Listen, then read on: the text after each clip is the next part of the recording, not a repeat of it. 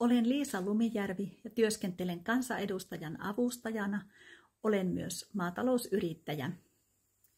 Hyvinvointi ja turvallisuus rakentuvat monista hyvän elämän peruspilareista, joista toimivat sosiaali- ja terveydenhuollon ja pelastustoimen palvelut ovat keskeinen osa. Resursseja täytyy suunnata peruspalveluihin sekä hyvinvoinnin ja terveyden edistämiseen. Lähipalvelujen saatavuus on turvattava jokaisessa kunnassa. Terveysasemaverkostoa ei ole enää varaa leikata. Ikäihmisillä on oikeus asua lähellä läheisiään hoitomuodosta riippumatta. Heille kuuluu inhimillinen ja hyvä hoito tutulla kotiseudulla.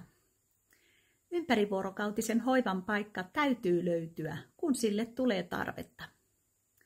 Mielenterveyden ongelmat aiheuttavat paljon kärsimystä. Avun on oltava saatavilla hädän hetkellä. Uudella OYSin sairaalalla turvataan erikoissairaanhoidon palvelujen saatavuus koko Pohjois-Suomessa. Siihen tueksi täytyy kehittää Raahen ja Oulaskankaan sairaalan toimintoja.